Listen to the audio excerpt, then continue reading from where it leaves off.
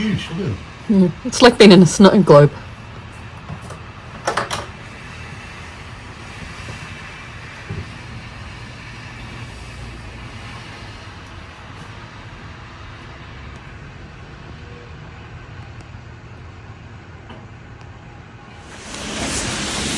So I know I took a video through the window, but now I'm actually out walking around in this. It's so exciting.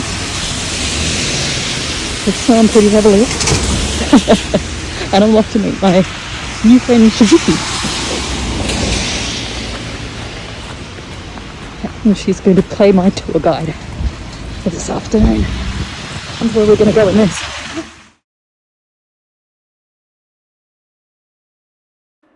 Hi friends, welcome back to a rather special episode of Alpos Food Travels in Sapporo. This day I was out with my friend Shizuke, who I met in Osaka in a deaf cafe. Shizuke is deaf and we were trying to communicate using a mix of Auslan, Japanese Sign Language and translation apps.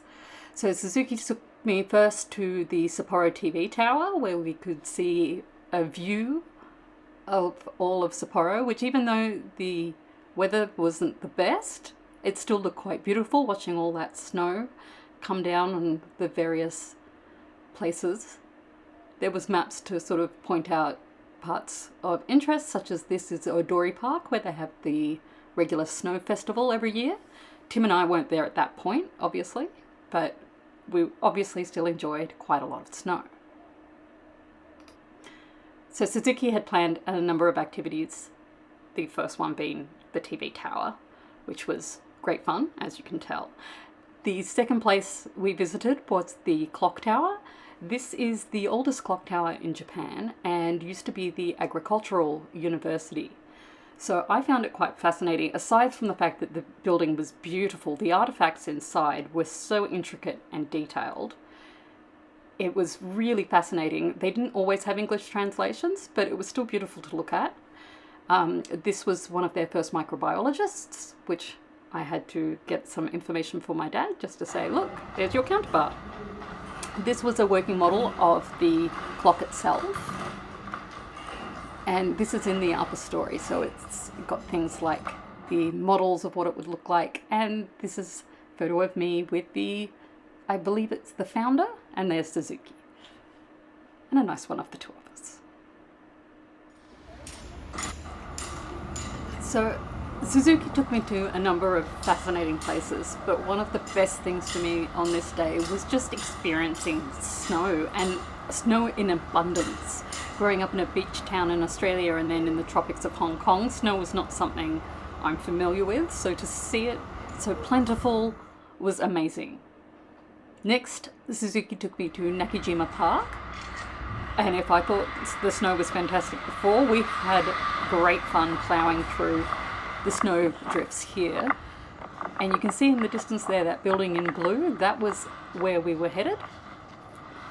But as you can see, it was just a glorious day in between the snowstorms. There was blue skies, and then there's this blue building which is called the Hoheikan, which I am probably not pronouncing correctly, but is one of the historical buildings within Sapporo where the Emperor Meiji stayed back in 1880.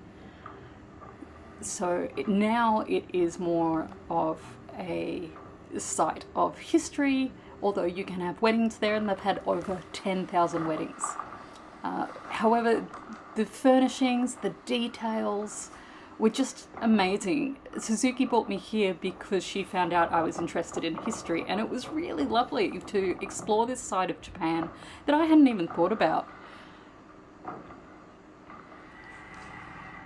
I remember there was one room, there was a grand piano. The other thing that was very exciting was I found my first stamp.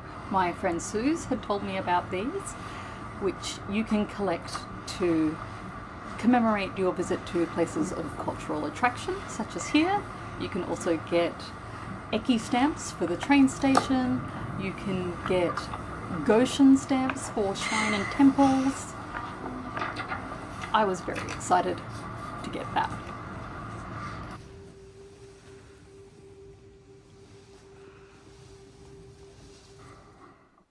Our final stop for the day was the Nika Whiskey Sign, which is a famous place to take photos in Sapporo.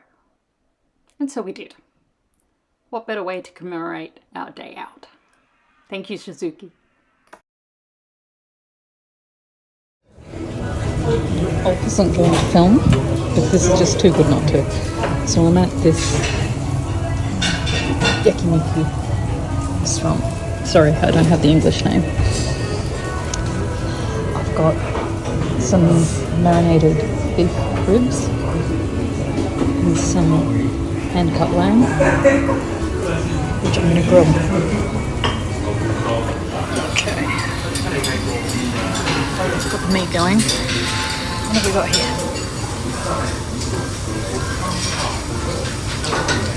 It's like a soy.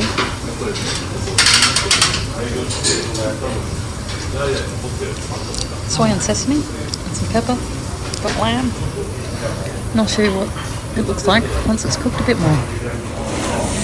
So I've put some of the meat, having rendered it. That's the beef closest to us. The lamb is obviously not over the coals as much, so it's taking a bit. There's a few pieces of beef.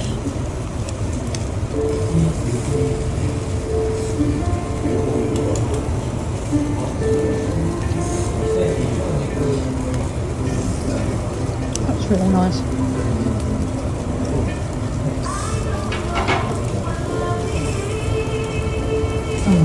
Tastes really good.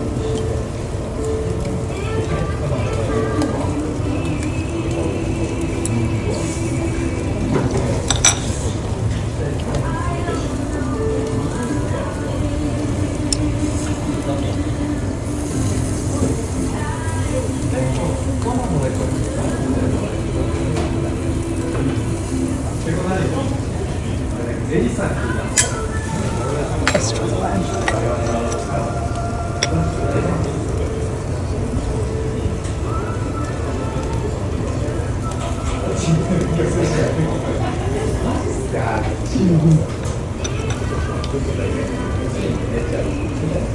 Pretty good.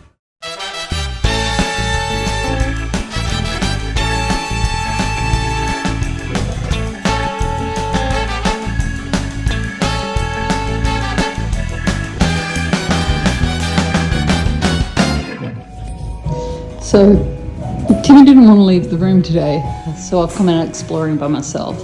I'm at the Kurtos, and I've got one of these. It's kind of like a croissant slash brioche slash ice cream. Very excited.